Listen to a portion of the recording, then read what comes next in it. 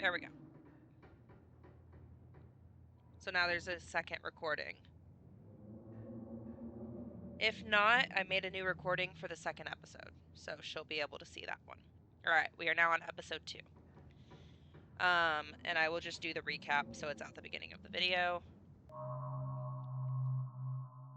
The funeral of Pearl Ann Scarlet, your cousin's mother, and your aunt seemed like something you shouldn't ignore, even considering your own late mother's rocky relationship with this side of the family. And it is recording? Yes, okay. Welcome to our family's humble estate. Unfortunately, due to the current state of the house, only a few rooms will be safely accessible during your stay. I wouldn't go wandering anywhere else if you value your limbs. The floors have been known to give out. So what do you say? Want to tag along? Hold the camera for a while I narrate against a darkening sky, that sort of thing? You'll eat those words when I come carrying mountain lion corpse out of them woods at dawn. A single deer. Oh, we didn't see this part. That's interesting. A single deer remains behind, staring down the beam of Stella's flashlight, while Gretchen whines and pulls at her harness.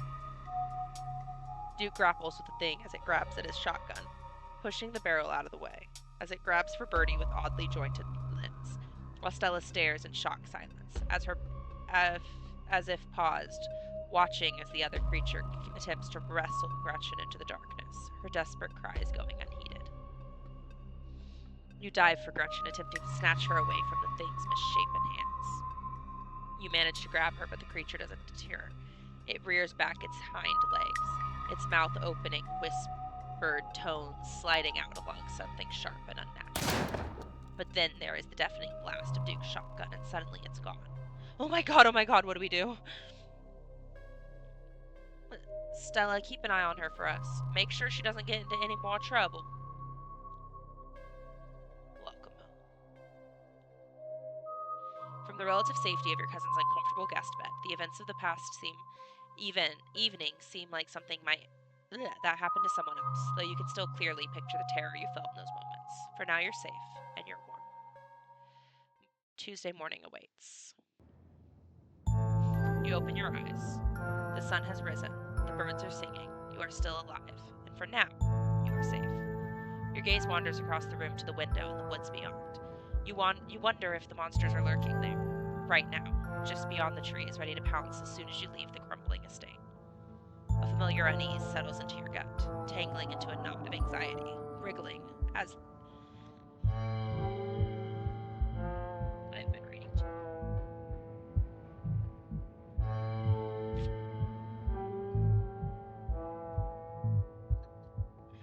Wriggling as the events of last night play out in your head. You cannot help but remember Duke, slumped against a tree, pieces of him scattered across the clearing. You're not sure if you'll ever feel okay again, after what you've seen, but you can't stay in bed forever. Hunger pulls you from the clammy depths of the mattress.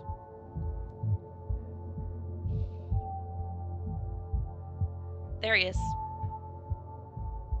You creep towards the window, careful not to be seen by whatever might be lurking in the garden. For a second, you thought you saw movement. It could have been an animal. It could have been something else. Whatever it was, it's gone now. Maybe you'll head out there and investigate after you finish waking up. You never wound up putting your clothes away yesterday. Might as well get that out of the way before you start the day. You drag your suitcase over to the dresser and open the bottom drawer. A possum lurks within. It is quiet, but angry. Grab the possum. Smack the possum. The clothes on top of the possum. Why are we doing so many things to the possum? Okay. I want to know what happens if I do all of the things. So we're going to do the things and then go back and do a different thing.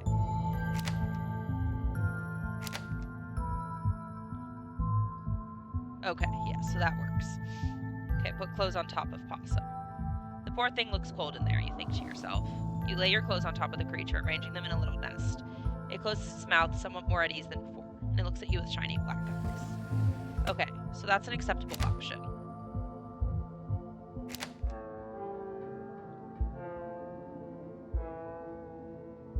Reese, get out of my dresser. You attempt to scoop the creature into your hands, but it digs its nails into the soft wood of the drawer, resisting your touch.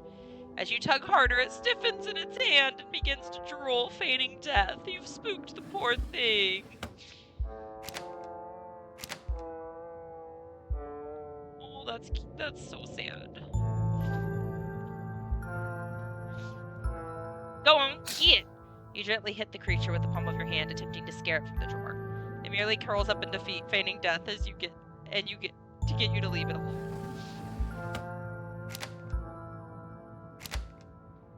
Dustin.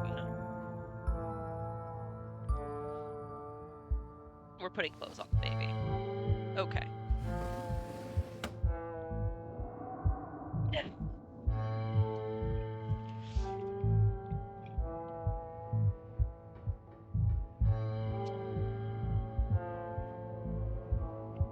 You close the drawer, satisfied with yourself for a job well done. After what you went through last night, the last thing you needed this morning was waking up to find that doll in your closet. You pick the doll to examine it more closely. Its foot reads, "Property of Alexandra." There's no way you're taking this with you. Well, I was hoping I'd have some kind of a mystic reaction to it. Get dressed and head down to the kitchen. Time to start your day. You're back in the kitchen. Frou-Frou's eyes you from her favorite spot on the counter.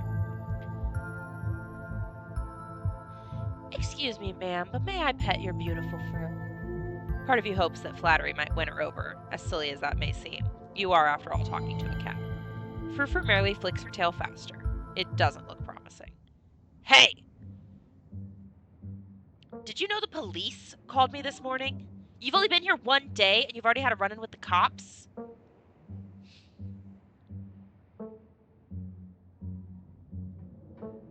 "The cops don't matter. Something is coming for this town and I need people to start listening to me. Duke and Stella didn't take my intuition seriously last night, and look where that landed us. I need you to believe me. You don't need to spin me tall tales to wiggle your way out of this. Just be careful, and remember that your actions have consequences for the people around you. I don't have the energy to spend this week cleaning up after your messes, so just don't make any extra work for me, okay?"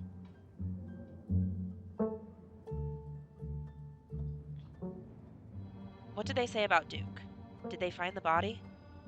"Body? They didn't say anything about a body, but apparently he never went home last night. And they had quite a few questions about you, Monstera. Before you ask, don't worry, I told them that you're an upstanding citizen."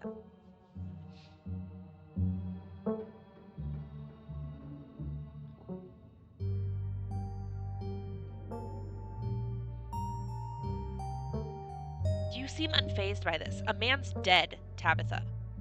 Some old farmer disappeared after going hunting in the middle of the night of the woods at night. So what? Something like that was bound to happen eventually, and frankly, you're lucky it didn't happen to you. Do I seem unfazed? Maybe I am. I'm just sick of dealing with other people's problems.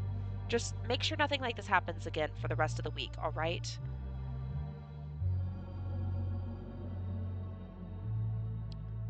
"What's the plan for the day?" "The plan is that I go to work and do my job, and you stay out of trouble. I want you home by sunset. I don't want to hear complaints. Just do what I asked, and we won't have any more problems." Tabitha takes a few steps towards the door. "Sunset." Your cousin huffily exits the kitchen, her footsteps fading down the hall, ending in the characteristic creak, then slam of the front door as it opens and closes behind her. Once again, you are the only human in the estate. Time to start your day.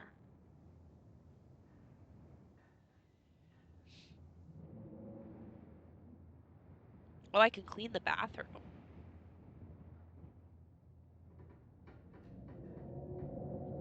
As your eyes wander to the garden door, you shudder, remembering the brief glimpse of something you saw from your upstairs window. It was probably just a raccoon, but the uncertainty of what you saw gnaws at you and compels you to investigate, if only to prove that it was nothing. At the very least, you don't see anything now.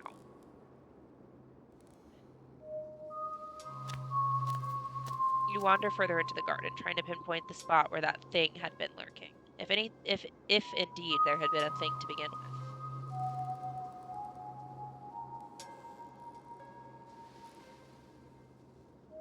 The garden is peaceful, but undeniably eerie. Here, more than anywhere else, you're surrounded by the ghost of what this place used to be. A greenhouse sits in the midst of the overwhelming greenery, unreachable from years of neglect.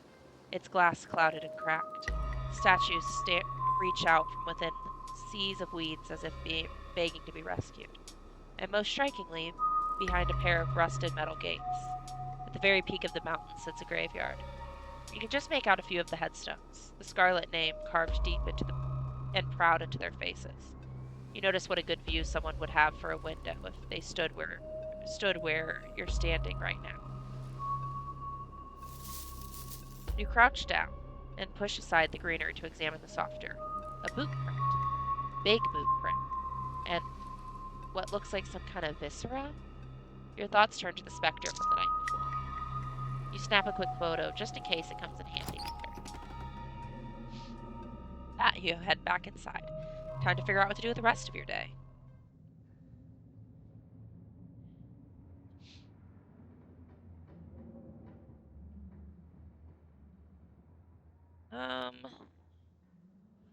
We'll clean the bathroom another time.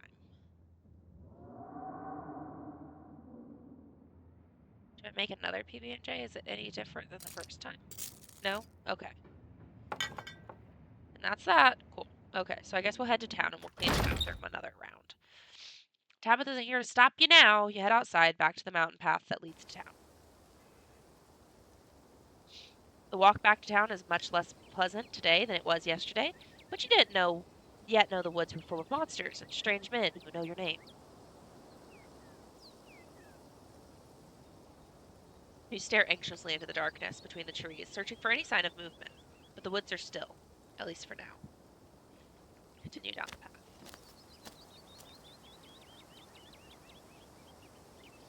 The autumn-tinged mountains, sprawling for miles in every direction, now feel less like beautiful scenery and more like the walls of a cage. Almost back to town. You make it to town in one piece. No creatures jumped out at you. No scary men blocked your path. The sight of other people is comforting, helping you forget the things you've witnessed as if they happened to someone else. Oh, hey, Monstera. As you approach Avery, the woman they're standing with comes into focus. She's impenetrable, and you feel small, almost naked in her presence. There is something about her that is far beyond you, but you feel no threat, no malice. Before you can wrap your head around this strange feeling, it fades, and you're left with only the vision of the average old woman in front of you. We were just talking about you. I stopped by Sybil to pick up her new tea blend, and, well, you're the biggest thing to come into town since the coal mine. Folks have been absolutely buzzing about you. I'm Sybil. I run the tea house. I believe you've met my daughter's friend, Stella. You went out with her last night, right? Did something happen out there? She's barely even waved when she walked by.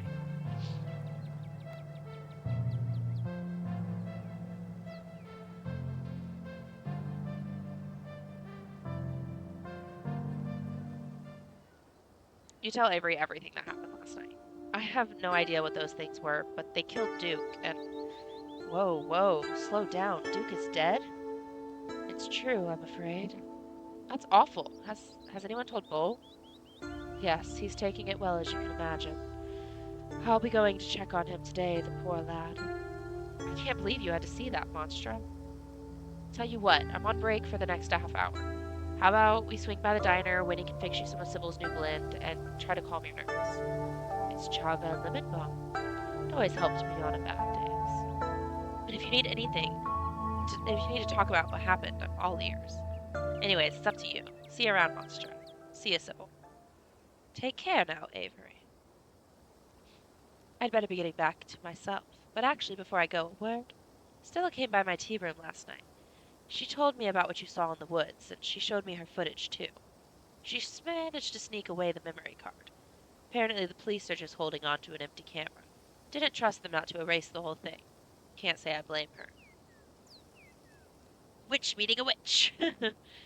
I know what you two went through, and I know what you saw. Those things are real. Neither of you imagined them, and they're certainly no ordinary creatures. My grandmother called them ditchlings. They're a terrible omen.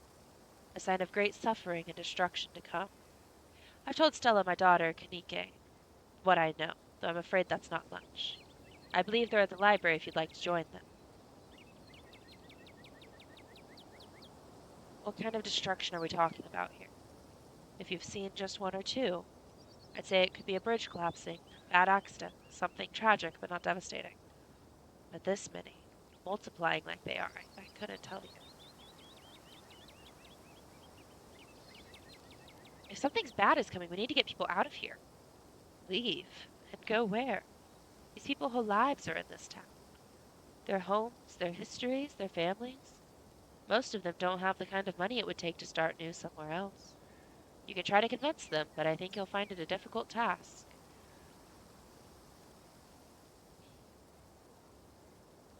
I don't know if this is something you'd know about, but when I was on my way home last night, there was this man in the road.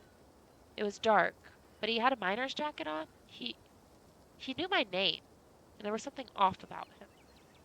Oh, yes, that would be Wayne, probably. He's a bit of an addled local. You don't have to worry about him. He's harmless, just very sick. Do let me know if he's bothering you again, dear. How do you know all this? People tell stories, and I listen. Granted, it's not every day you meet someone who's seen a ditchling and lived to tell the tale, so I suppose I should count myself lucky to know about them all, at all. And you should probably count yourself lucky, too.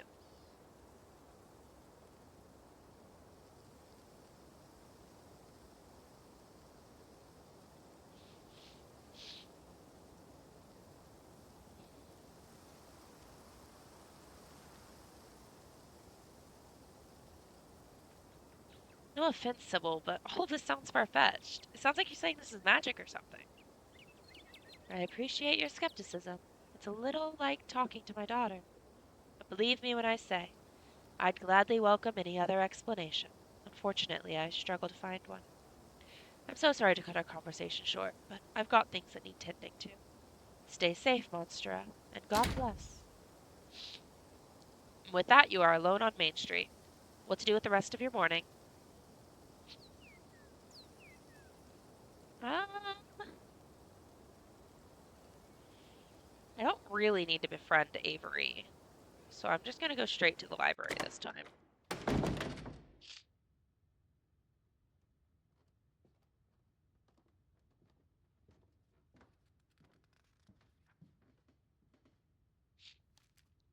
You enter the former town hall. What once must have been a stately foyer has since been converted into rows of shelves. Meeting rooms and offices long ago gave way to assorted reference collections and reading areas. Oh, hey!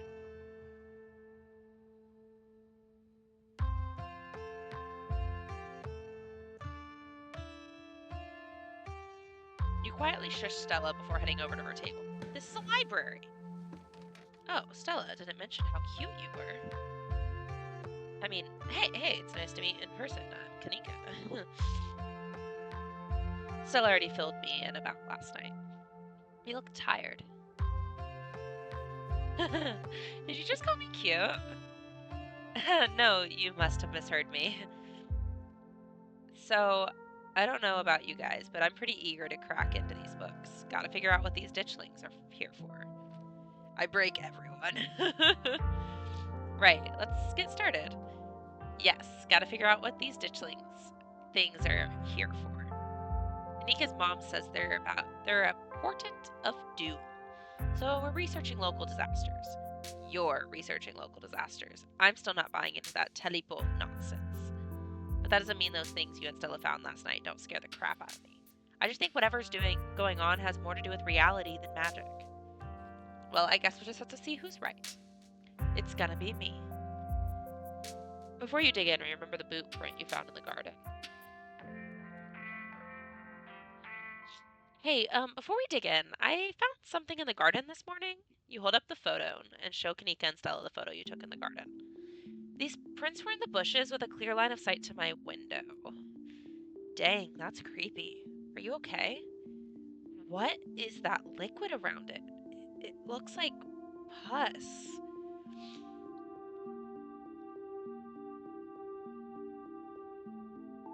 Some creep in a bloody mining uniform snuck up on me last night. I think it's him. He knew my name. Sybil thought it might be some guy named Wayne. That creep who keeps coming around my mom's tea room? Yeah, that sounds like him, alright. I don't know what's going on with him, but there is something seriously wrong with the guy. That's, really concerning.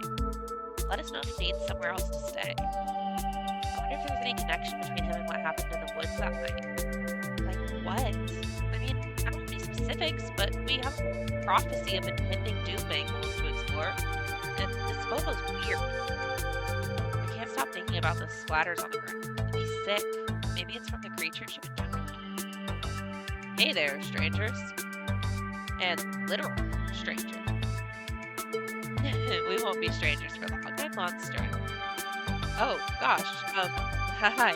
I'm Oscar Gutierrez, Chief Librarian and only librarian.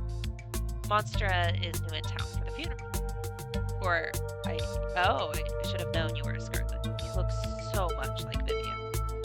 Not that I knew her very well. I was still a little kid when she left. But that Scarlet resemblance is strong. Not that that's a bad thing. Oscar's amazing. He practically built this library from scratch. Yeah, I'm a little jealous of what the kids around here get to grow up with. They don't know how good they have it. Back when I was in elementary school, all the library had was a couple shelves of boring books donated by people. You're all too kind. But speaking of kids, have either of you seen Rosalina around town? I don't want to be a helicopter dad, but she hasn't been answering my texts, and I want to make sure she isn't getting into trouble out there.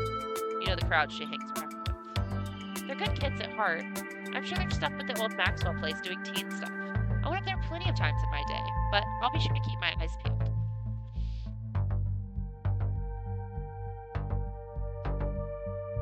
I'm sure she's fine. You might not want to let her run off like that anymore, though. It's not as safe as it usually is around here. Is that so? Kanika's right. There's some weird stuff going on in the woods. That's actually why we came in today. Have you ever heard of a creature called ditchlings? They apparently show up around places on the brink of disaster, and they kind of look like if Pillsbury Doughboy was a creepypasta. Nika's mom told us about them last night after seeing some footage we got in the woods. Ditchlings. Doesn't ring a bell. Dang, worth a shot. Okay, if you were, say, trying to predict a horrible disaster that might befall our town, where would you start looking? Well, they say history repeats itself, so I'd probably try and figure out what sort of disaster this region typically falls prey to. Should I be worried about something? I don't know yet. I'll be back, right back. Gonna go grab some more books. Behave while I'm gone, Gretchen! Aw, you don't have to worry about her, Stella. She's such a good dog, aren't you, Gretchen? Here, have a biscuit, old gal. Gretchen inhales a soft biscuit, drool leaking from her toothless mouth as she swallows it whole. I'm pretty sure Stella's barking up the wrong tree, Oscar. I don't think you two have anything to worry about, but calamity befalling the town. But she's right about stuff being weird. There's definitely something unusual going on out in those woods. Do you really not feel where all of this is going? The moment their whispers made their way to me, it's like everything started to click into place. A reckoning is coming for this town.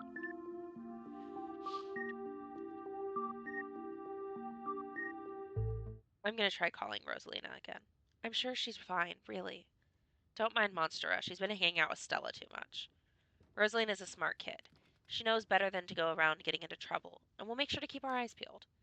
Monstera, if you see a 13-year-old girl with black braids and glasses, would you let her know her dad is worried about her? Oscar anxiously wanders off, phone in hand. Got him! Just grabbed a whole mess of local history books. Stella sets up a massive pile of books on the table and pulls up a chair. All right. This is going to be so much faster with the two of you helping out. Got our snacks, got our books. Let's get this research party started.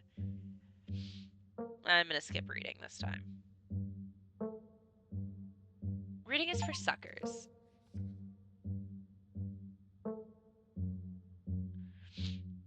You pick up one and lazily flip through it, but really, you're just hanging out around while Stella and Kanika do the work for you. Alright, if we're going out with that Kanika mom told us last night, I think we can rule out any natural disasters as to what brought the ditchlings here. But not nuclear incidents. Looks like our state has a history with those. What about y'all? Find anything? Before you can respond, a handsome black cat leapt onto the table. Almost on instinct, Stella slams her book shut. Oh, hey, Pixel. You might want to close your book. He loves to rip up any papers he can find. Don't worry, little guy. I didn't forget your treats. Pixel immediately goes to town on Stella's treats. Sorry if Pixel's bothering you. Hopefully he hasn't gobbled up any of your books. He can't stand the thought that people might pay attention to anything that isn't him. You decide to leave Pixel be. The cat curls up on the table fast asleep. Alright, I'd better get back to shelving. Let me know if y'all need anything.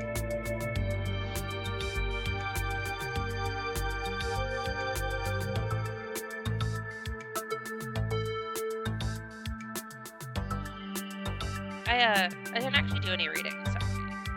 Oh, okay. So let's see. There was the mine collapse in 1982. Maybe the ditchlings are here to warn us about something that might happen again. It might not be a terrible place to start. Okay, good. Hopefully we can find out what happened to Wayne while we're at it.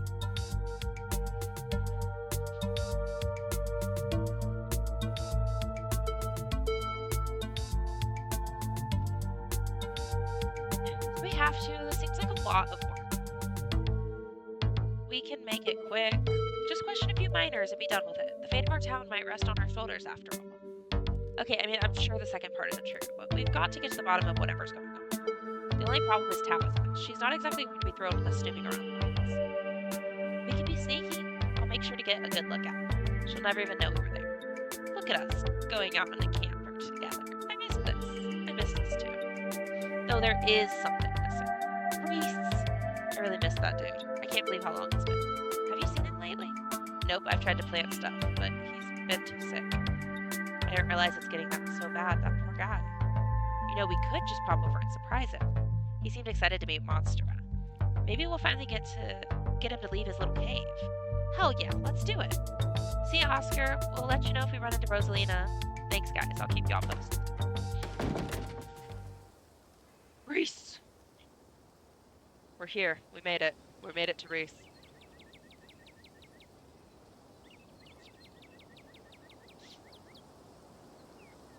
Now, I know I'm just going to talk to his mom and not actually get to see him, but it's at least we're on the path. Reese's home stands at the edge of the forest wall, an isolated buffer cushioning the rest of the town from an unending, Reese! We're so excited. Reese! Stella! I brought some buddies too! Shh! Not so loud. He's still sleeping. Can I help you with something? The woman in the doorway stares directly into your eyes. You can practically feel her simmering irritation washing over you. Hi, Dr. Kelly. We were wondering if it'd be okay if Reese could come hang out. Nothing strenuous, we promise. I'm not going to wake him up if he's sleeping. He probably needs it. Whatever you two have planned is probably beyond what he can manage right now anyways. Oh no, poor Reese. It's just been so long since either of us have gotten the chance to hang out with him. I'm sure he and Monstera would get along super well too.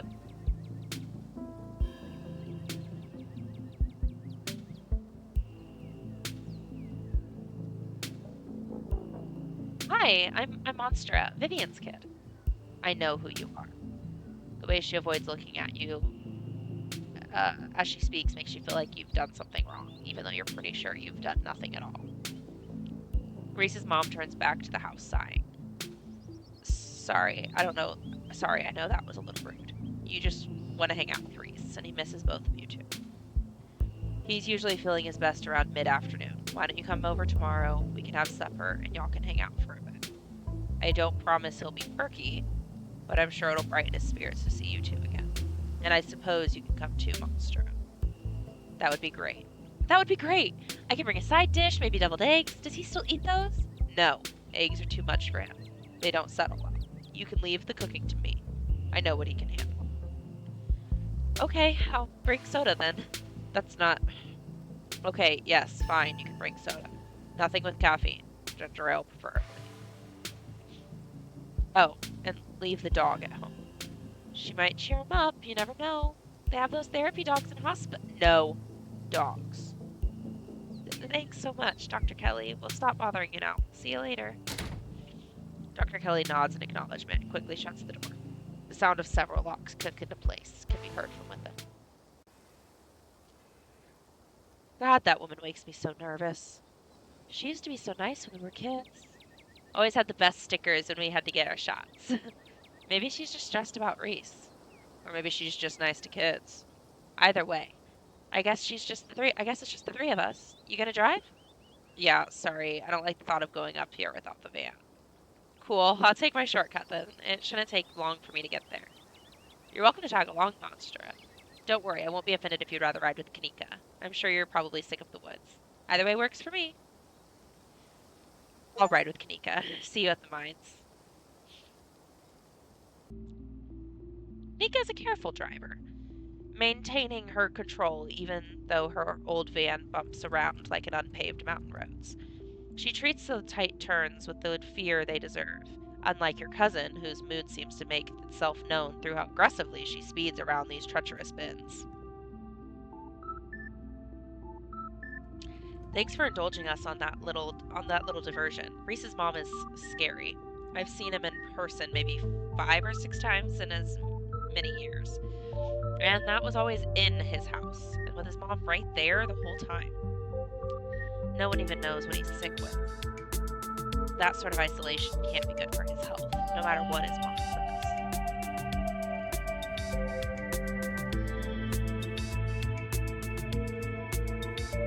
So, you think I'm cute?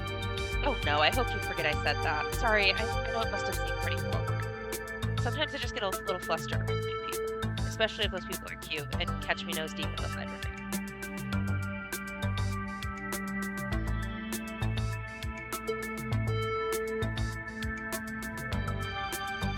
You don't have to apologize. I'm used to it. I'm sure you are, with a natural smolder like that. But I hope you know I didn't mean anything by it. I just call it how I see it, is all.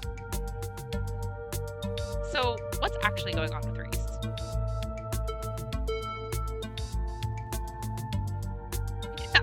Yeah, I'm not getting stuck with Stella again. I am in the car with Kanika. I am using Stella to get to Reese. That is it. Good question. I wish I knew. Mom's been saying he's sick for years, and it's not like she's wrong about it. He's been a wreck the few times I've seen him. It's rough. Yep.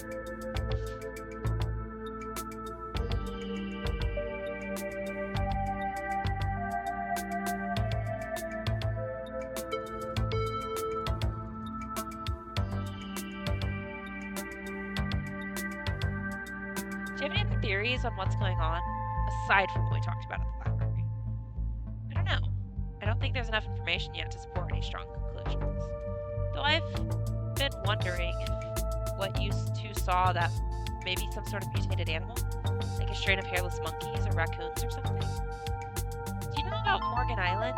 It's off the coast of South Carolina, and there's a whole population of rhesus monkeys infected with herpes, like 4,000 of them. Maybe the Dishings are some kind of Appalachian research monkeys, which sounds ridiculous now that I've said it out loud. Forget I said anything. What if they're aliens?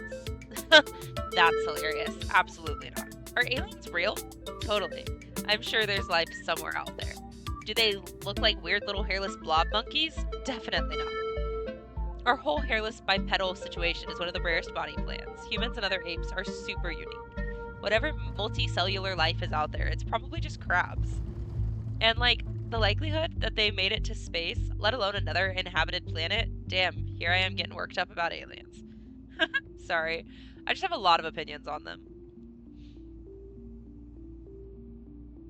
So, do you have any plans to get out of this town, like live somewhere else? Yeah, this wasn't the plan, and it still isn't. I was actually a couple of years into vet school, top of my class, might I add, when my dad died. My mom wasn't up for running the store, and my brother, well, you'll meet Miles if you already haven't. I only wanted to take a semester off, help them get back on their feet, but it's been a year and change now. It's not just about my family, too. The general store? That's the general store. If it winds up going under, it's hard not to imagine the whole town collapsing without it. Maybe I'll get to go back next semester. I'd say welcome to the Dead Dads Club, but I don't actually know if my dad is dead. You're funny.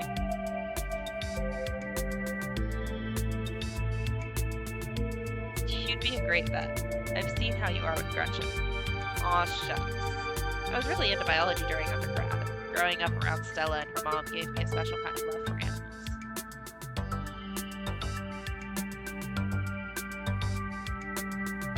You and Kanika sit in the comfortable silence for the last few minutes of the ride. You and Kanika arrive at the mine before Stella. Stella's probably going to be another couple of minutes. Hey, y'all. How was the ride? I'm gonna put Gretchen down for a sec. Did you run here? Yep, felt like getting a run in. I didn't want to keep y'all waiting. You didn't run into any of those creatures, did you? Nope. That makes sense. They're probably nocturnal. I don't know if I should feel relieved or disappointed. But we're all here. What's the plan? I guess we just go talk to people. I guess so. I should probably be on lookout duty. I'm a bit of a persona non grata in the mines. Tabitha? Yeah.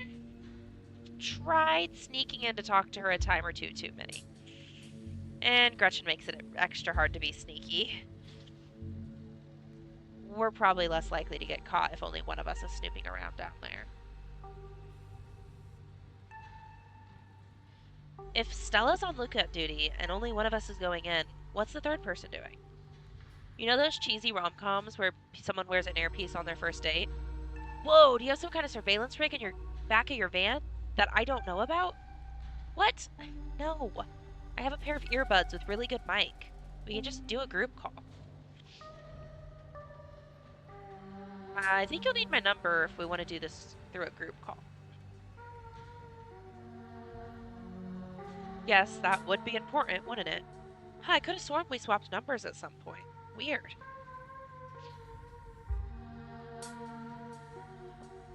You quietly swap contact info with Stella and Kanika.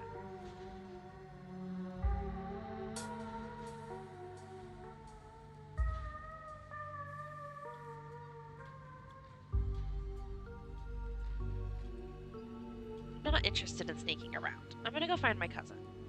Whoa, really? You can't. Why not? Do I even need to answer that question? She's rude and defensive, and she hates it when other people get in her business. I don't think I'd use those exact words, but Kanika isn't wrong. Tipping Tabby off is probably a one-way ticket to getting kicked out before we ever figure out what's going on.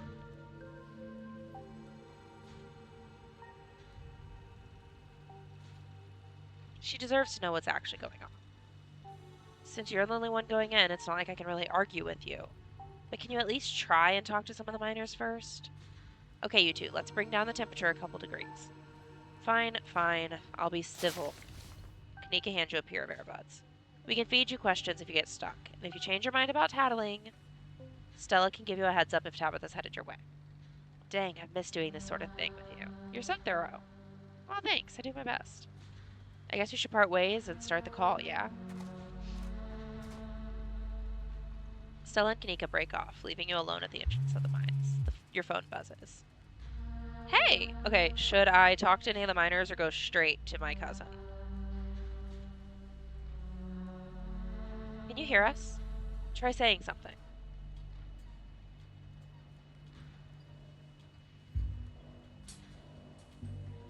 Won't people notice I've got earbuds on?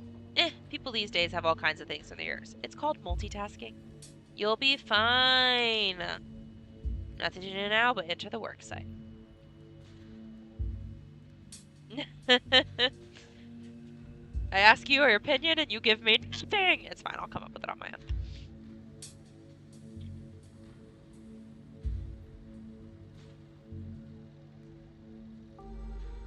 With my focus being Reese, none of this really matters because I'm honestly not planning on trying to go into the mine and save the kids anyways.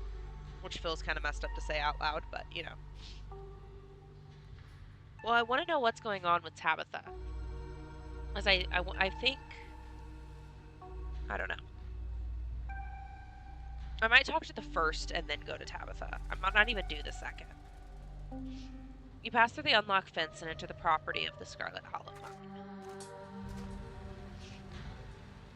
You pass through the unlocked fence and enter the property of the Scarlet Hollow mine.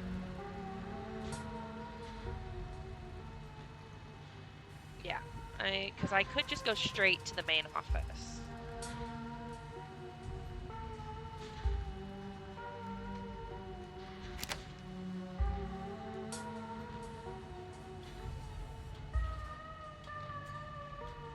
Because, like, I really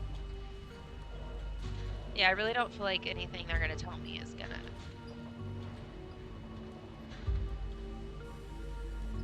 affect the outcome I'm currently looking for in this round. You make your way to the trailer in the middle of camp.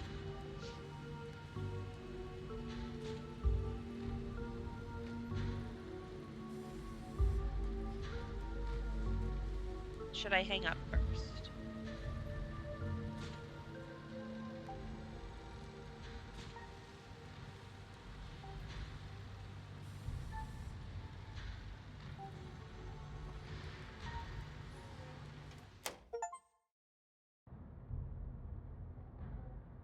You enter Tabitha's trailer and find her sitting at her desk, her head buried in her hands.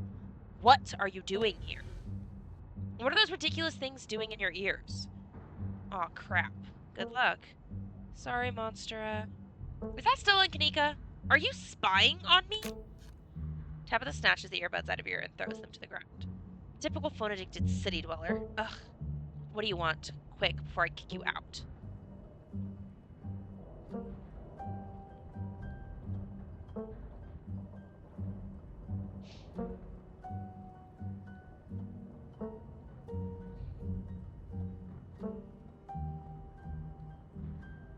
Stella and Kanika wanted me to snoop around the mines. Kanika?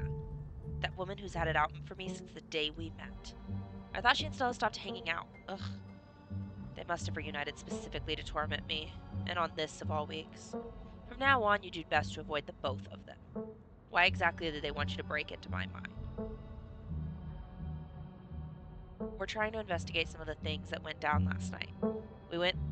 We thought asking some of the miners might be a good place to start. And what, pray tell, are you investigating? What does it have to do with my men? I think there might be a mine collapse soon. The creatures I saw last night are supposed to be some sort of portent of doom. I'm just doing whatever I can to keep people safe. Look, I get it. I really do. Stella has a knack for spinning people into hysterics over shadows. But the only credible threat to the mines right now is me not being able to do my job. Coal is a tough industry, Monstera, as I'm sure you know. The seams in these hills aren't exactly untapped either. This mine has been operating for almost 200 years. It'll run dry at some point, maybe even in my lifetime. But I'll do whatever I have to if it means this place lasts just a little longer. Over 100 people work for me. And for each of those people, this is it. This is the best job they're ever going to get. I don't like doing layoffs. I don't like doing cuts. I don't like seeing my childhood home crumble around me. But every day I get up and do what needs to be done to save the town from ruin. Not that I believe anything when it comes to Stella and monsters, but who cares if you two saw a harbinger of doom? I see that every day. I leave it at that. Look, I'm kind of swamped right now. I was actually getting ready for a big meeting when you walked in. But if you want, you could just wait here for an hour or so, and I can swing back when I'm done and pick you up. Just don't go around bothering my men. Don't move a muscle. Don't so much as make eye contact with them. They're supposed to be working. See you then. Tabitha leaves the room. As soon as she's gone, you place Kanika's earbud back in your ears. Hey, is everything good?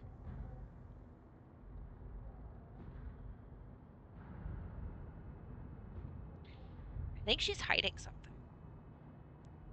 That woman hides a lot of things. But if some of those things are related to what's happening in town.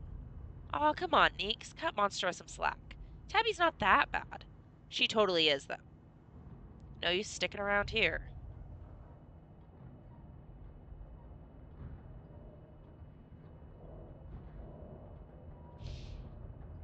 So I can go back and continue talking to the miners, or we can regroup.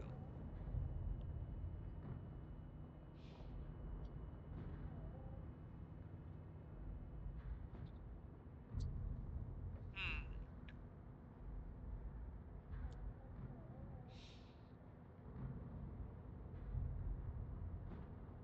And yeah, I'm just curious what happens if I don't help the kids.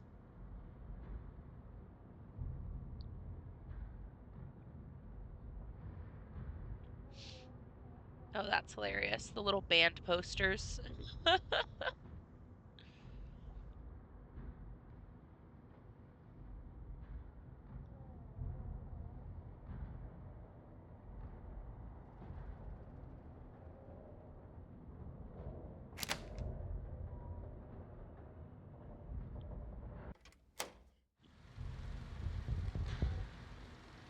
As soon as you leave Tabitha's office, you're struck by an intense feeling.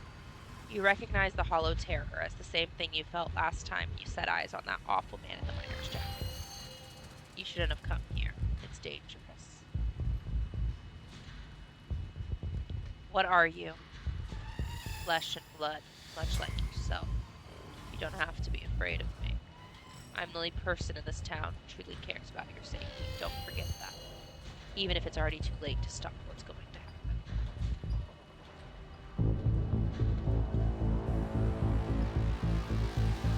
What's going to happen? Before you can say another word, the figure is gone. Hey, Monstera, are you still there? We've just been getting static from you.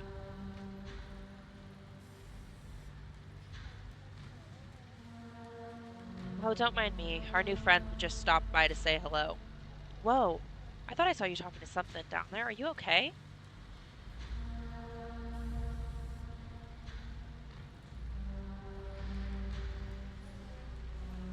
I'm getting out of here. Are you sure? Talking to folks here is probably still the best plan we've got, especially now that Wayne's shown up. Stella, if she's scared, she's scared. I'm not about to force her to do something she doesn't want to do. Yeah, you're right. Sorry to get a little overeager, Monstera. We can regroup outside. Arrgh! As you leave Tabitha's office, you take a moment to get your bearings, only to be interrupted by a sudden movement out of the corner of your eye. A girl carrying a bundle of snacks pops through a hole in the fence and disappears over the crest of the hill. Yeah, let you be scared. Hey, I think I just saw Rosalina. Wait, really? What is she doing here?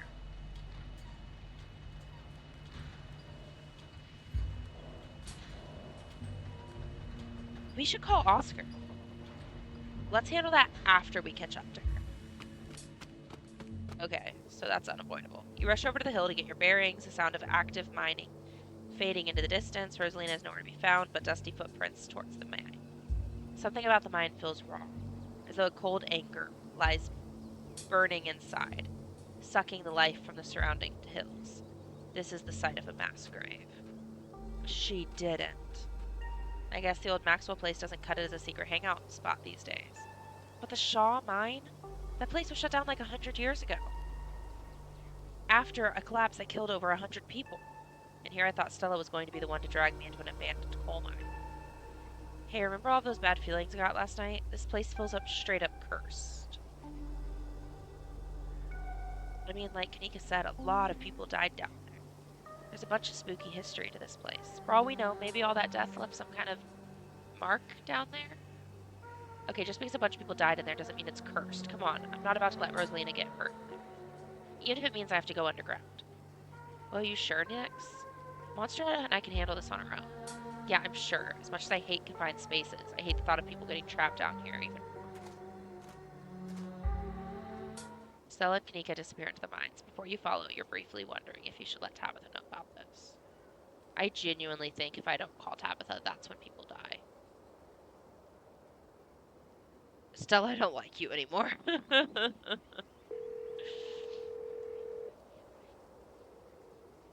You pull out your phone and dial your cousin. What is it? You know I'm in a meeting. A kid just snuck into the shop mine. I figure you should know. What? Are you serious? Why do these things keep happening to me? Ugh, whatever. I'll head over there as soon as I can. Just stay where you are and wait for me, alright? God, I don't even know why I'm trying to reason with you. It's not like you'll listen.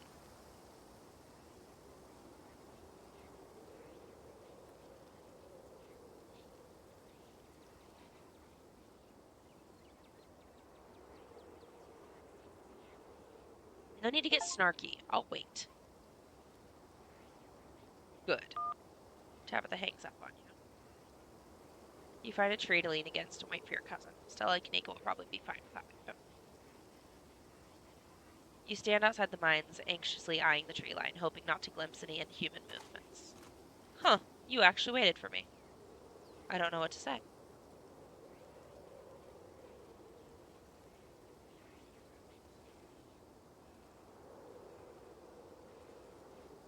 How about, thank you, Monstera? I'm not thanking you for doing the bare minimum. Come on, let's get this over with. I don't like the thought of you waiting around an abandoned coal, you walking around an abandoned coal mine, but I'd rather not leave you out here unattended. We should be safe enough with me there to guide the way. Tabitha huffs her way up the mine entrance and disappears into the darkness. You follow her and enter the mine. The inside of the mine is warmer than you'd expected, the air thick and wet. The ceiling hangs much lower than you are tall, forcing you and Tabitha to hunch over your legs, bent in a painful squat as you begin to navigate its maze of corridors. Do you know why the entrance to this place was boarded up?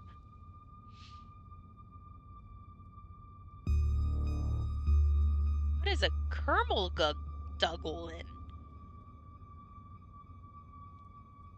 Kermeldogian. A bad-tempered person, especially an old one.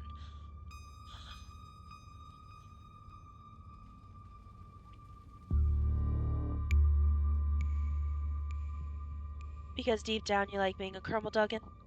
Very funny, but no. There was a collapse that killed 168 people.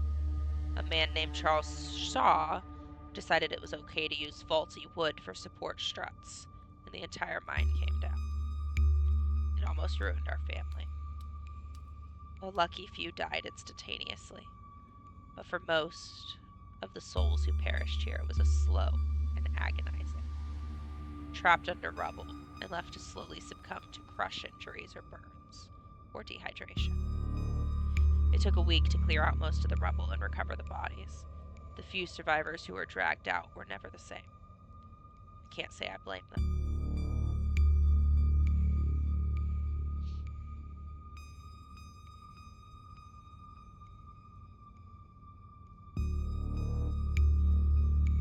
What makes you so sure it was Charles Shaw's fault? It doesn't really matter whose fault it is. That's ancient history at this point. 100 years on, who cares about pointing fingers and passing blame? Everybody involved is long dead. What I care about are the 168 people who climbed down to their deaths that day, unaware of the hand they'd been dealt, until they were literally buried by it. None of us know the price we have to pay until our debt is due. Tabitha ruminations are interrupted by a thunderous knock echoing from deeper in the mine. A hateful and broken presence stirs in the deep. It doesn't want you here. That was a warning. We have to move fast before something terrible happens. Hey, this place is haunted by the tragedies of the past, not by literal restless spirits. Don't go all ghost hunter on me. Whatever we just heard was probably another delinquent looking for a lifetime ban from my property. Come on, it came from this way. Tabitha hastens her pace and quickly disappears deeper into the mine. You take a deep breath and follow suit. The deeper you progress into the mine, the heavier the air becomes. Coal dust hangs in thick clouds around you, even though this place was abandoned over a century ago. Echoing through the tight corridors, you and Tabitha can pick up snippets of a tense argument. I can't believe your dad sent people to follow you. That's messed up. I think that quantifies as harassment. You're right, Becca. It is messed up. I don't need him telling me where I can be. You could at least check in so he knows you're not dead. He loves you and worries about you. He's really not asking for much. Come on, kiddos. There's some really spooky stuff going on in town right now. You shouldn't be hanging out down here. We're not kids. Yeah, we're teens.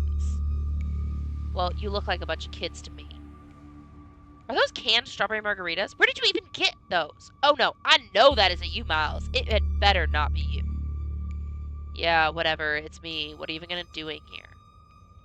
Looks like we found our trespassers. I still can't believe that you and Stella managed to drag Kanika out here. She avoids me like the plague.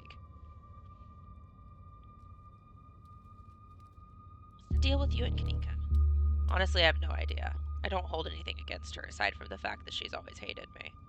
She probably just got jealous that Stella and I started spending time together, but that was years ago, so who knows? Here we go.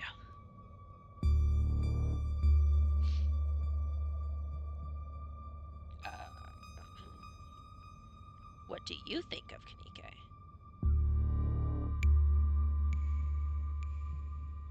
I think the two of us are more alike than she'd ever care to admit. I respect her, but don't tell her I said that. I wouldn't want to appear weak.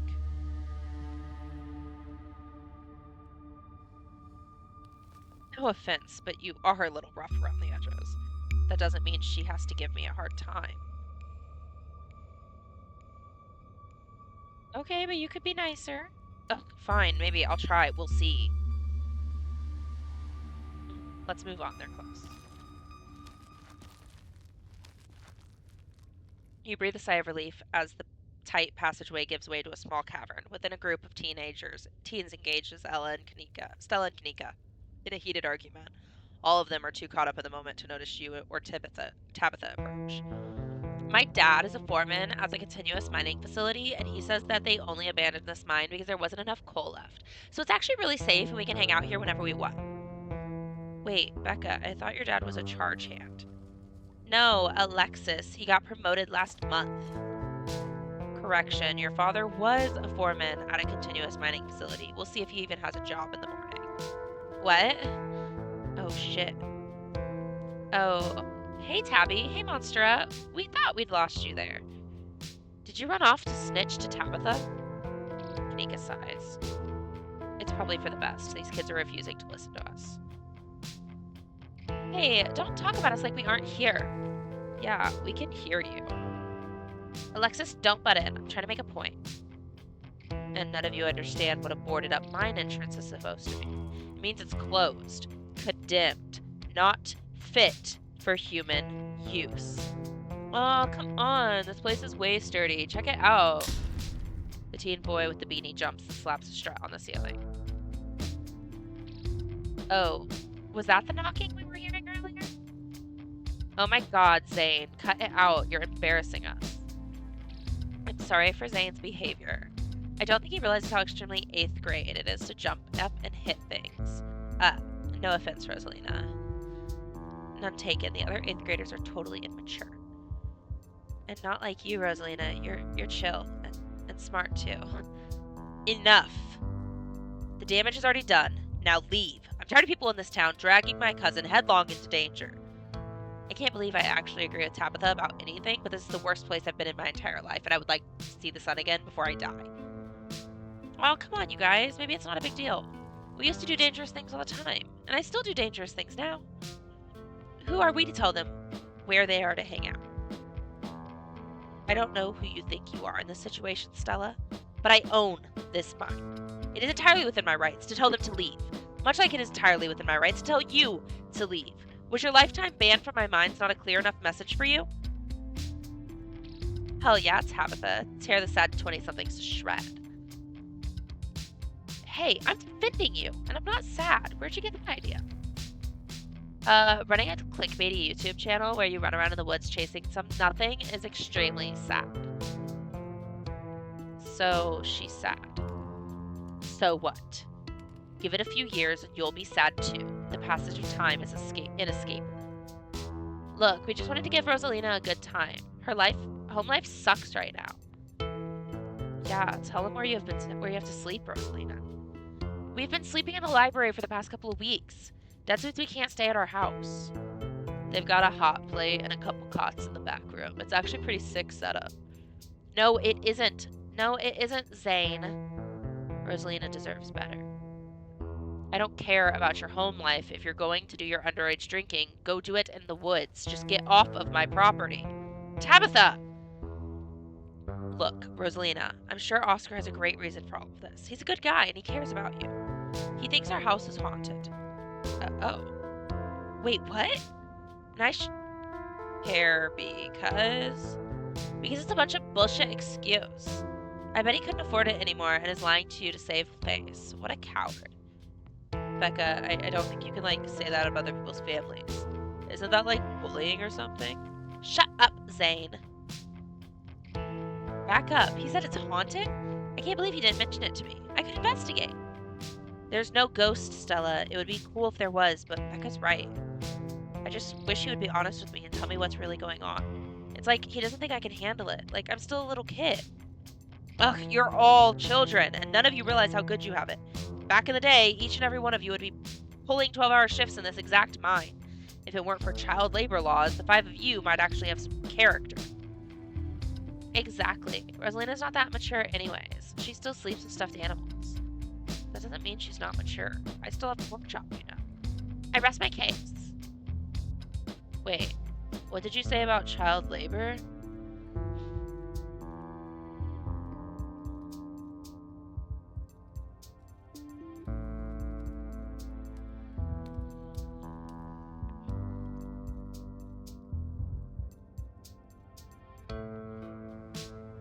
At this rate, I'd be surprised if your house wasn't haunted. I've seen some real bad things in this town. Even if it's in a ghost, it doesn't mean Oscar is lying to you. Ugh, why are all the adults in this town such weirdos? There is no ghost. There's no such thing as ghosts. Oscar is just lying. Yo, what if we break in and ghost bust this place anyways, just to be sure? Oh my god, Zane, you can't bust ghosts if there is no ghost. Also, Rosalina lives there. So she can't break into her own house. There's no ghost that you know of. I bet we can figure out how to bust it if it's actually real. And if it isn't real, well, problem solved. You know, Rosalina, you could always stay over at my house until Stella's ghost busts your place. We have a finished basement with a pull-out couch. Why are we talking about this like it's a thing? It's not a thing. There is no ghost. I don't care. I can't believe I've wasted this much time trying to argue with children. I'm washing my hands of this and calling the cops. Feel free to leave before they show up. You hear that, Miles? We're leaving. I suggest the rest of you kids leave this empty mine before someone gets black lung or gets crushed by rocks or meets any one of the many terrible fates people tend to meet in abandoned mines. Kanika is interrupted by a pair of thunderous knocks. That wasn't me, I swear. Then what was it? Come on, Stella. Didn't you have a whole list of perfectly natural explanations for scary mine noises? It's Tommyknockers, for sure. I know this isn't why we came down here, but we gotta check it out. There's an old Cornish myth named for the knocking sound you can hear sometimes in mines right before they collapse. Some say the knocking's a warning, while others say it's the spirits themselves bringing down the mines. Stella. I mean, that's not all they do. They're also sometimes just mischievous. Stella!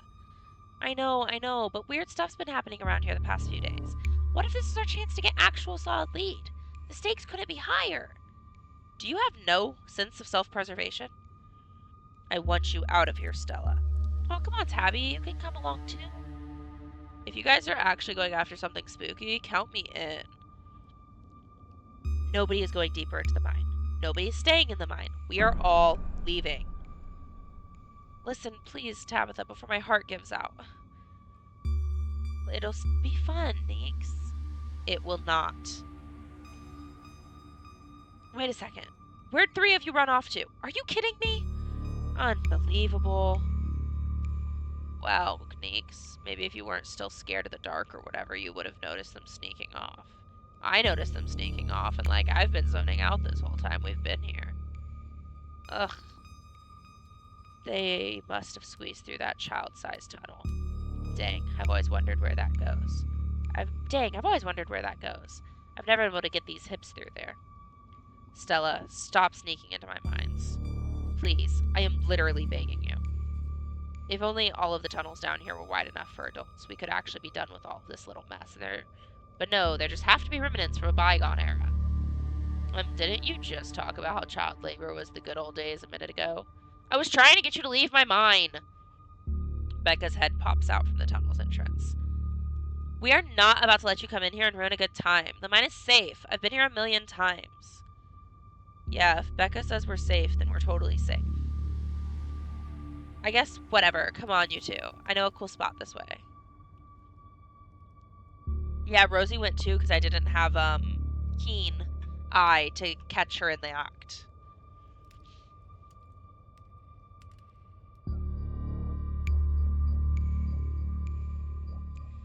Okay, I think I know where that tunnel rejoins the rest of the mines. I'll go look for them. And I want each and every one of you to take note of the fact that I'm doing that. If those idiots get themselves lost and die, I am not letting their families sue me into the ground. Are those really your priorities right now? Yeah. Do you have a problem with that? I want the rest of you out of my mind. Except for you, Monstera. I'm not letting you out of my sight. Yeah, sure, I could never fit in that tunnel anyways. They have tossed a barrier that I cannot, so my time here is up. But only because Stella promised me a ghost hunt tomorrow. Whatever, I still have to do my dailies anyways, and the service down here sucks. I will happily escort these two knuckleheads out. No, you are not about to weasel your way into this, Stella. Oh, come on, Tabby. I've been down here a ton. I can totally help out. Tabitha sighs. Ugh. There's no getting rid of you, is there? Fine. I won't waste my time arguing.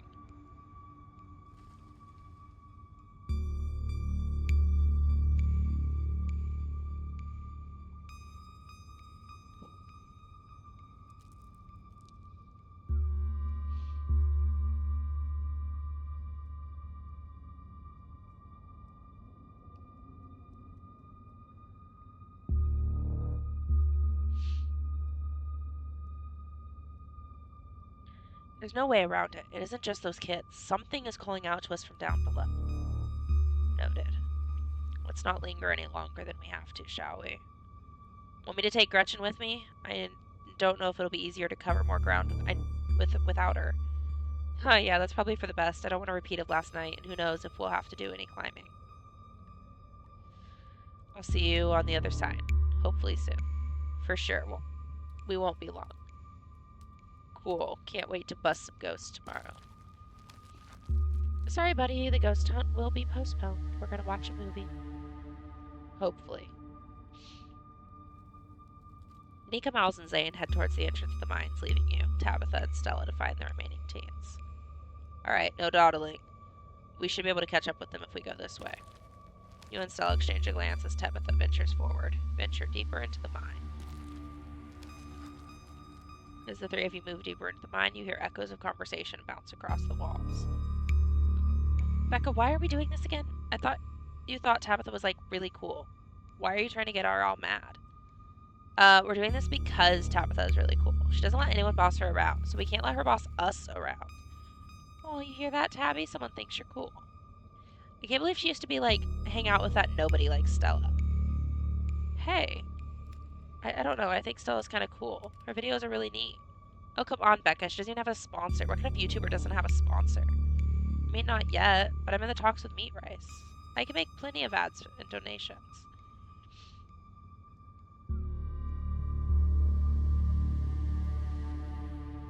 Aw, man, I wish they were gossiping about me.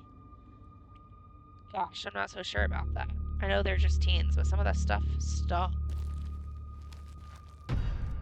Another knock, closer, interrupts your thoughts, followed by another. Is it just me, or is that knocking coming from the same direction as those kids? It's not just you. Okay, that knocking is starting to freak me out. Calm down, Rosalina. It's just mind sounds. Did you guys see that? No, it wasn't just a shadow. It was just a shadow. There's no reason to get freaked out. I saw it. Shut up! There's nothing down here. Stop trying to scare me!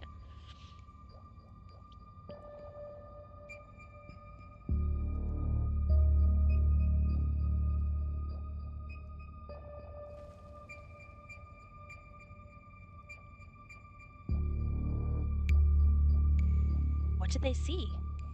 Tommyknockers?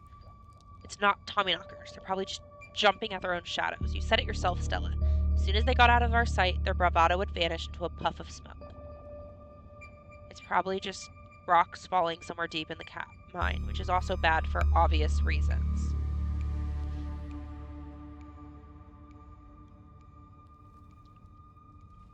Ooh.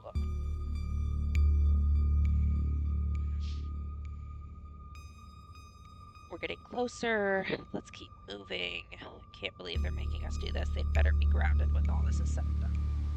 I can't believe they're making us do this. They'd better get grounded when all this is said and done. As much as I appreciate the sentiment, I hope you're wrong. If they get grounded, it means people found out about this. I hate dealing with parents.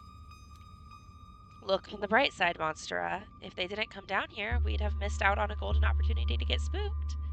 Tabitha glares at Stella.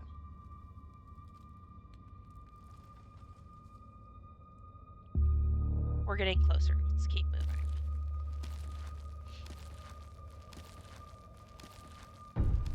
As you progress deeper into the mines, the knocking grows more frequent. It's still distant, but it's much louder than before. The tunnel ends abruptly in front of you. A century-old ladder is the only way forward. In the darkness beyond, you can still hear the echoes of terrified teens. Their panicked arguing bouncing down the pitch-black corridor.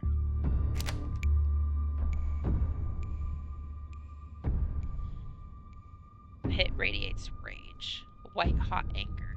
It hates you. But at the heart of it, you can sense something else. The quiet hum of a darker presence. The heart calls to you, desperate to be witnessed. And here we are. The tunnel they crawled through passes through the chamber below. Wouldn't be hard to find them once we get down there. I've never been this far in. Congratulations, Stella, you got what you wanted. Tabitha crawls up the ladder and disappears over its edge. Alright, let's do this. Rosalie, Stella hoists herself over the edge and begins to climb down. Follow them into the pit.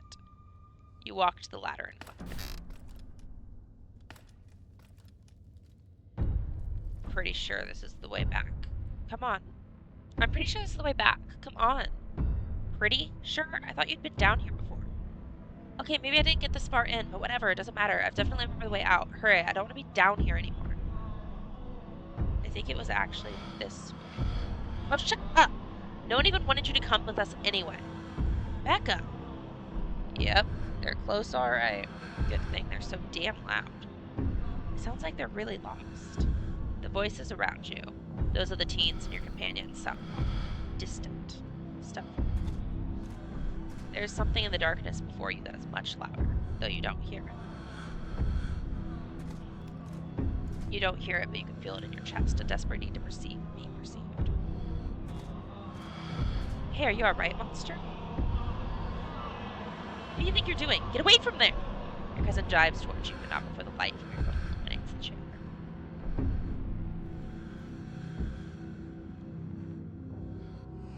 You said we wouldn't use the ship. You know it's compromised. We couldn't afford to wait on the new wood, Charles. We had to go ahead with it.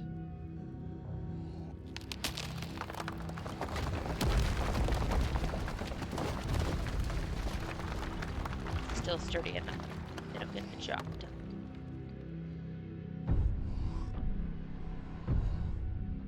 Monstera! Monstera, are you alright? Well, thank God you're alive. It looked like you had a seizure or something, and then you and Tabby just conked out. I'm fine. You can barely open your eyes. You're not fine. Neither of you move a muscle. I don't want you to strain yourselves while you're still recovering from whatever that was. I'm gonna get you both some help. We'll be back soon, I promise. So this is different. You fade back out of consciousness as your companions chamber about the pit, intent on your rescue.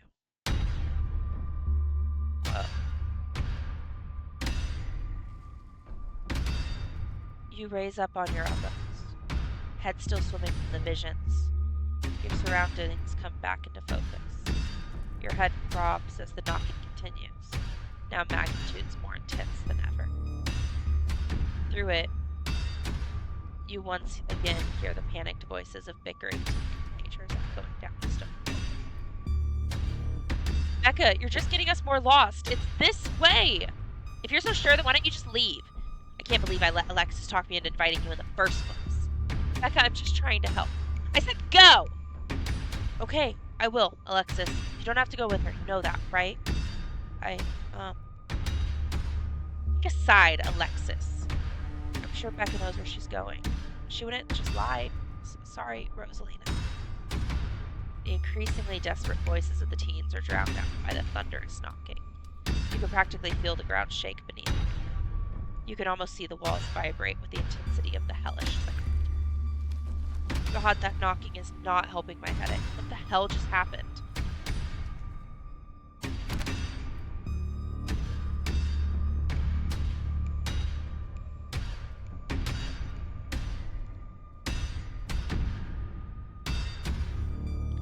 Both of us were shown the dark truths of this place. Am I the only one who saw ghosts just now? I mean, maybe they weren't ghosts. That knocking is getting closer. These kids are lost. Some sort of vision. Did you see it too? I remember you diving towards me. Do you know what happened? We didn't get out of here. We should look for Stella. Those kids are lost. Forget about them. We're leaving. Rosalina appears in the passageway to your left, out of breath and tear-eyed. I'm so sorry I snuck off like that. I just wanted Alexis to think I was cool. The entire cavern shakes with the sound of her own fall. I don't know what the hell is up with this knocking, but that is the sound of a mind collapse. Quick, up that ladder, both of you. Wait, Becca and Alexis are still down there. You can't just leave them here. I know which way they're going. They'll listen to you this time, I promise. Do you have a death wish, little girl? This isn't a movie. The best thing we can do to help those girls right now is to not be buried alive ourselves.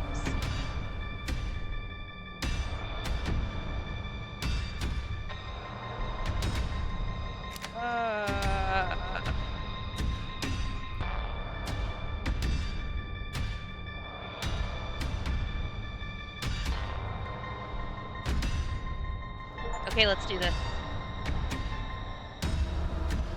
Monstera, don't do this to me.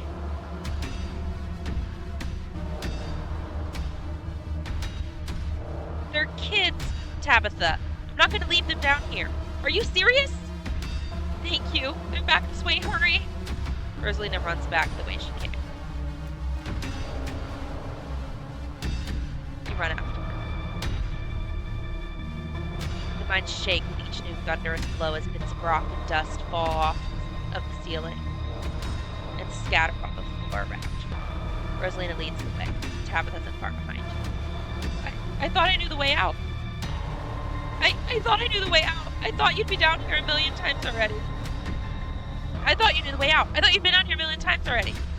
I was keeping up, okay? I swear to God, Monstera, if we get stuck down here.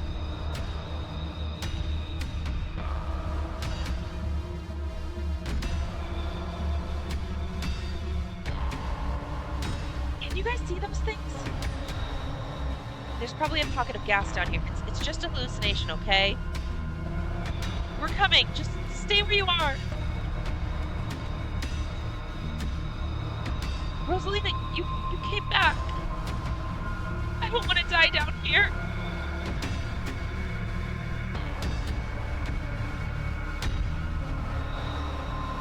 Then move. Okay. You quickly push your way back towards the entrance, with pieces of fallen rock littering the path. All of you start climbing. Now, once the last teen is up, Tabitha grabs onto the ladder and starts climbing. You follow suit and start climbing. This way, come on. Your cousin moves with the kind of swiftness you'd expect from someone who'd spent her entire life in and around the coal mines. Why wouldn't you have just listened to someone other than yourself, Becca? I'm sorry, okay? God! You push forward, your burning muscles giving way to pure adrenaline. To your horror, you can see cracks forming on the walls of the tunnel. Come on, we gotta go faster! We're almost there, I can see the entrance. Your surroundings quake as the mine collapses around you. Oh gosh. And then the knocking fades, and you feel safe, having arrived back at the entrance in one piece. What the fuck? What the fuck? Rosalina, are you okay? Clearly, she is not okay. Shut up, Becca. It was your idea to go down here in the first place. This is your fault. Shit, why? Why did this have to happen? Okay, the knocking stopped at least. All of you stay exactly where you are. I'm gonna make some calls. This really hurts. Stella and Kanike pop their heads through the mine entrance. Tabitha just stormed out of there. Are you? Oh my god! Rosalina, can you hear me? We're gonna get you out of here, okay? Stella's already called an ambulance. But that means cops are gonna come. They're gonna know I was drinking. They're gonna know they went in there to drink, right? Becca, that doesn't matter. If my dad finds out, he'll kill me. He can't know. Becca squirms through the gap in the boards and scampers away. Don't worry about her, Rosalina. She's being an asshole. One of us should wait by the gate to make sure they can't find us up here.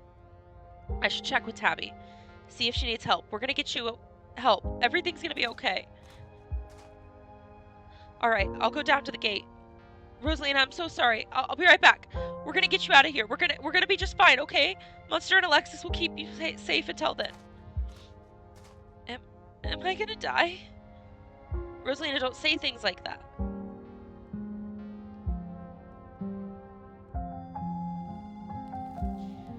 There's only the present moment. Just focus on your breath. Thanks, Monstera. Rosalina's breath comes in quick and regular bursts. If I don't make it, tell my dad I'm sorry. I'm the one who has something to be sorry about. This is all me and Becca's fault. We never should have gone down there. It's not your fault. I went down there because I wanted to. Rosalina pauses, catching her breath. Thank you, Monstera.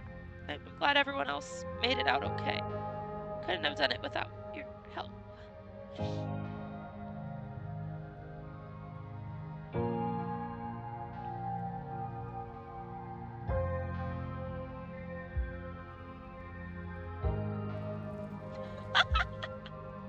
And that's why you shouldn't drink underage.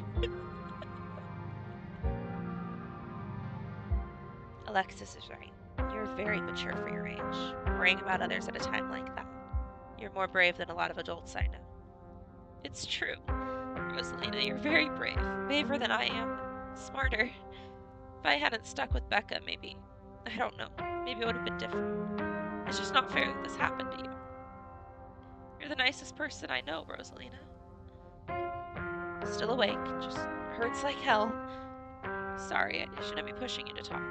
I'll just hold your hand until they come back with help, okay? Alexis grasps Rosalina's hand. Tears streak down both their cheeks as you sit in silence, together, waiting for the long, anxious moments to pass before help arrives. Some of my men are on their way with rock lifts. We'll get you out of there soon. They're over here, Earl. Jesus H. Christ, you weren't kidding about the emergency. It'll still be a bit for the ambulance. The nearest depot is over in Burvard, so it'll be at least another half hour. You heard the man. You have a half an hour to get her out of there. Move it. Rosalina, sweetie, I'm here. Dad, I'm sorry. I'm so sorry. You don't have to be sorry. It's okay. We're all here.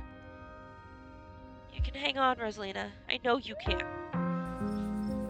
Tabitha's men quickly get to work and manage to pull Rosalina out from the rubble just as the ambulance arrives. Sir, I'm afraid there's no space in the back. What do you mean? I can't ride with her?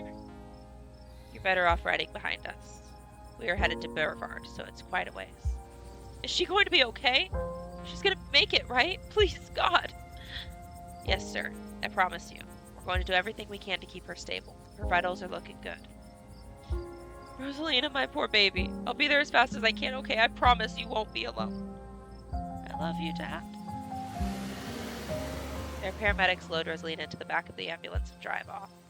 Oscar approaches you off the side as the police talk to Tabitha and her men. What the hell happened in there?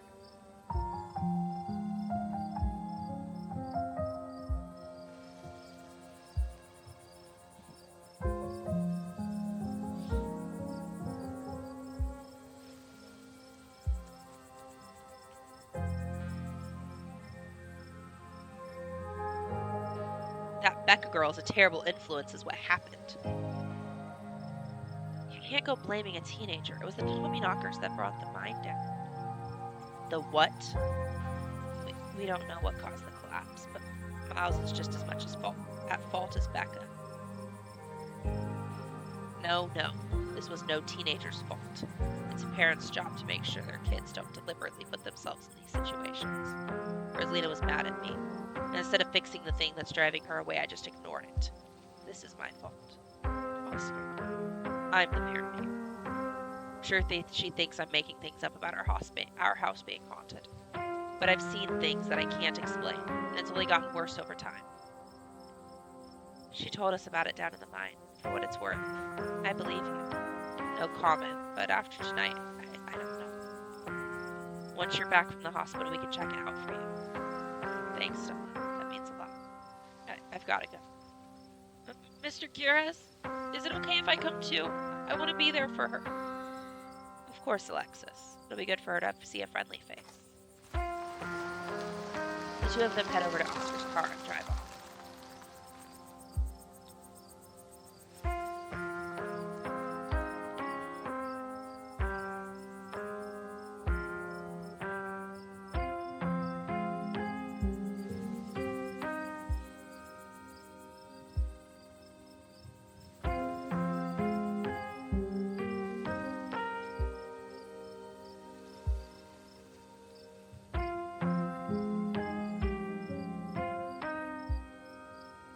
Pretty sure Tabitha and I saw ghosts down there.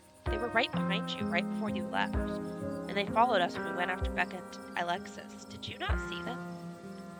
Whoa, I didn't see anything other than the two of you and the carving. That's super weird. I don't want to doubt what you experienced, but you were deep in a dark, abandoned coal mine. You might have just been primed to see things. You know, now that I think about it, that totally fits the profile for some of those Tommyknocker stories. What if they're actually bona fide ghosts? Oh, Stella.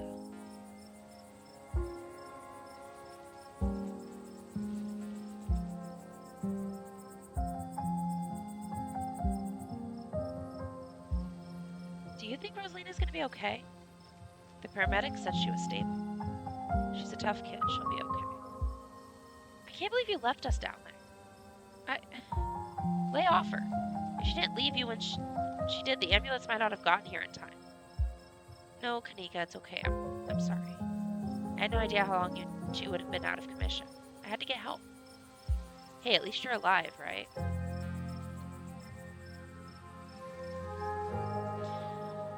What happens now? What happens now is we go home. Now hold on a minute, Miss Scarlet. Mind if I have a quick word with your cousin, miss? In private? Oh, fine, just make it quick. Don't you dare try and pull anything on her. She did nothing. Ladies, I'm afraid that means you too. Don't you need to talk to us? We witnessed this too. Oh, sure, but that can wait. We know where to find y'all. What a coincidence, running into you 2 nights in a row. This is my colleague, Deputy Dirksen. Pleased to meet you, Monstera. Apologies for my absence yesterday. It was my special bowling night, you see. A man has to have his me time.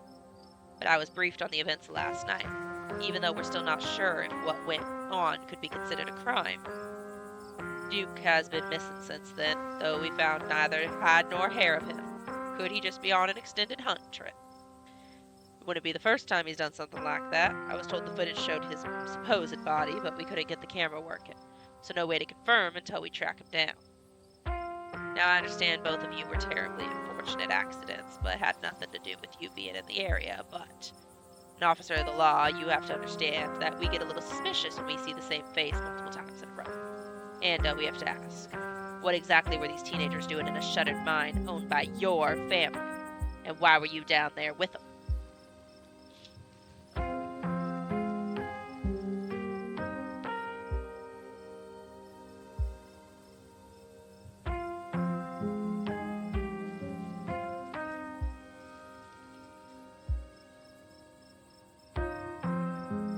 I'll get to your questions, but we also need to talk about the man that's stalking me. He goes by Wayne, and I think he used to work at the mines here. That seems an awful lot of deflection to me, wouldn't you say so, Earl? This is a nice town. People don't go about stalking strangers in these parts.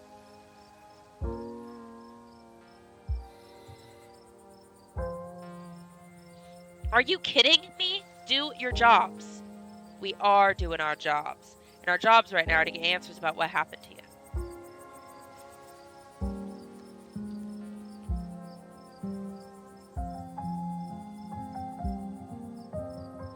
If it wasn't for me, they'd all be dead. No need to be so dramatic. We're just trying to gather all the facts, you see. Just being thorough. Our duty as officers of the law. Well, if there's nothing more you can tell us, I suppose we'll let you go on about your evening. but we may be in touch. Have a good one.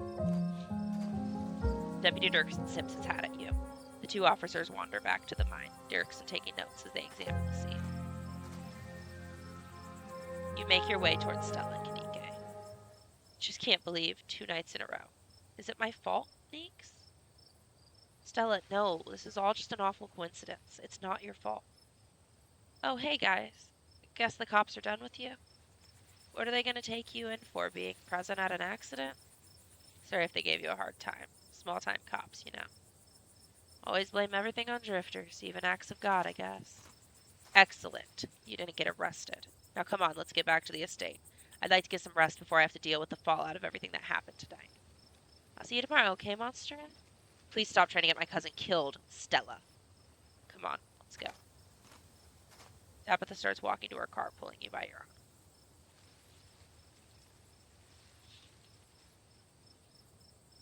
I'll text you when we're back. Tabitha doesn't say a word as the car cuts along the dark. You try to keep an eye on the surrounding wilderness as she drives, wary of what may lurk behind the tree line.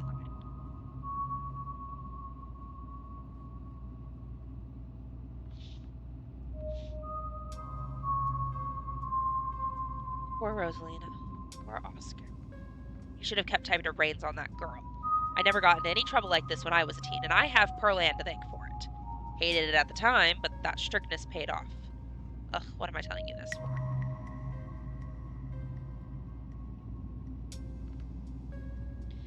You can tell me stuff. I'd like to know more about you, and about Pearl Ann, for that matter. Maybe later this week. I don't have the energy to get into it right now, but I think I'd like it.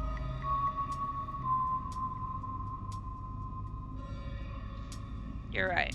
There are a lot of adults who should have done a better job tonight. Exactly. People who aren't ready to be parents shouldn't be parents. And clearly there are some parents who aren't ready. Take that librarian. There are a ton of people more qualified to be a parent who can't even conceive. And here he is having a kid at 19 and clearly letting her do whatever the hell she wants. And look who got that. And look where that got her. Even if she doesn't lose that leg, he's going to carry that what happened tonight for the rest of her life. It's not fair.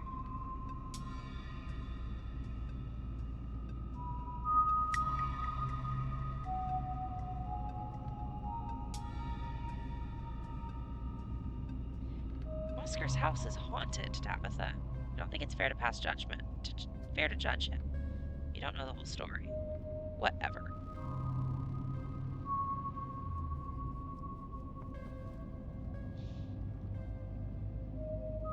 I feel like that was some lore about Tabitha that we just learned.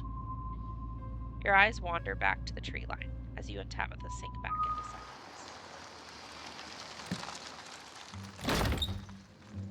You once again cross the threshold into the estate. The musty stench of the decaying mansion greets you with its undertones of mildew and wood rot. Well, this day was a lot more stressful than it needed to be, and I'm sure it is the precursor to a horrifically stressful week.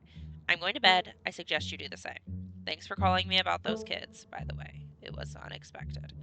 And for waiting for me. I appreciated it. See you in the morning. Tabitha turns and makes her way up the stairs, her posture defeated. Turn it.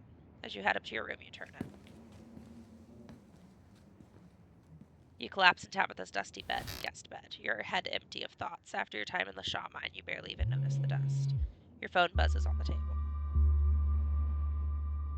Y'all, these are those things, right? Kanika sends a picture of a pair of ditchlings by the side of the road. I saw them again, too. Another picture, this time of them staring from a tree. What the fuck? These things are definitely not hairless monkeys or raccoons or whatever. I don't know what the hell they are. I guess there's more to them than being here than the mine collapse? No way I'm sleeping tonight. You think about looking out the guest room window, but at this point you're too exhausted to leave your bed. The adrenaline from this evening is finally wearing off, replaced by a creeping exhaustion that threatens to overwhelm you. Your limbs feel heavy, your eyelids slipping down over your eyes, even as you stare down at the ominous pictures on your phone. If it weren't for the pit of dread balling in your stomach, you would almost feel comfortable as you settle in between the covers, your tired bones sinking into the decrepit mattress. When you close your eyes, you see Rosalina's face twisted with pain, staring up at your now tear-streaked cheeks. trapped by powers beyond her control, terrified of what her now uncertain future would hold. Your eyes shoot back open, your heart pounding as the door to your room swings open. Just the cat. It's always just the cat.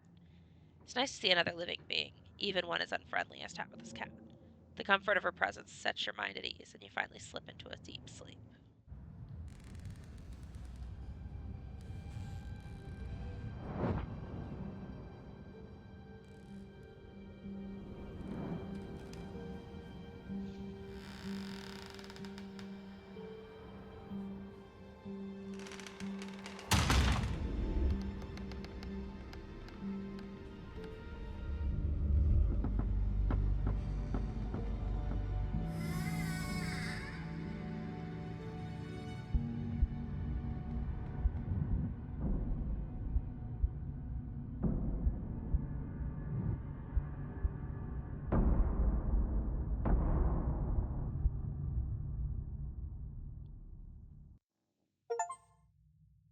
All right. That is where that chapter ends.